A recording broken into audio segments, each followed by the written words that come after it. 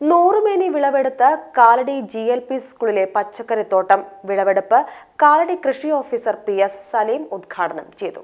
നിറവ് എന്ന പേരിൽ കേന്ദ്ര വനം പരിസ്ഥിതി മന്ത്രാലയത്തിന്റെ കീഴിൽ സ്കൂളുകളിൽ പ്രവർത്തിക്കുന്ന പരിസ്ഥിതി ക്ലബ്ബായ ദേശീയ ഹരിതസേനയ്ക്ക് കീഴിലാണ് കാലടി കൃഷിഭവന്റെ സഹകരണത്തോടെ GLP സ്കൂളിലെ പച്ചക്കറിത്തോട്ടം ഒരുക്കിയത്. ചൊരങ്ങ, വെണ്ട, പയർ, മത്തൻ, പടവലം, ചീര, വഴുതന, വാഴ, തക്കാളി തുടങ്ങിയ വിളകളാണ് കൃഷി ചെയ്തത്. പഠനത്തിന്റെ ഇടവേളകളിൽ കുരുന്നുകൈകൾ ഒരുക്കിയ കൃഷി നൂറുമേനി വിളവാണ് സമ്മാനിച്ചത്.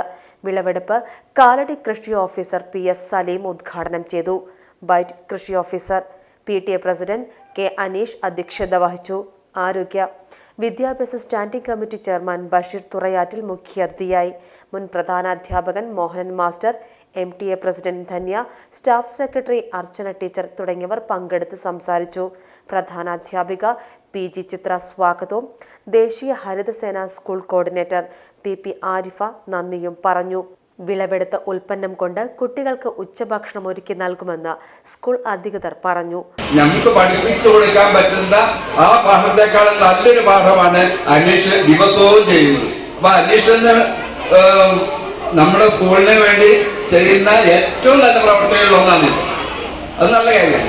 അതുപോലെ ബാബുവേട്ടനാണെങ്കിൽ കൃഷി സ്ഥലം ഒരുക്കാനായിട്ട് അന്ന് എന്നിട്ട് പറഞ്ഞു, നമുക്ക് മാഷ ഇത്തവണ നമുക്ക് കൃഷിത്തോട്ടം നന്നായിട്ട് ഉണ്ടാക്കണം, അപ്പോൾ ഞാനും സഹകരിക്കാം, വരാം എന്ന് പറഞ്ഞ് ഞങ്ങൾ മുന്ന് ചെടിയൊക്കെ വാങ്ങിക്കൊണ്ട് വന്ന് കുഴിച്ചിട്ട് ഇപ്പൊ ഇത്രയും നല്ല വൃത്തിയായി.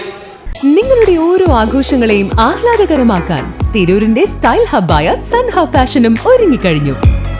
വെഡിംഗ് വസ്ത്രങ്ങളിലെ പുതു ട്രെൻഡുകൾ, എത്നിക് കളക്ഷനുകൾ, മോഡസ്റ്റ് വെയറുകൾ, കിഡ്സ് കളക്ഷനുകൾ, ബ്രാൻഡഡ് ജെൻസ് വെയറുകൾ.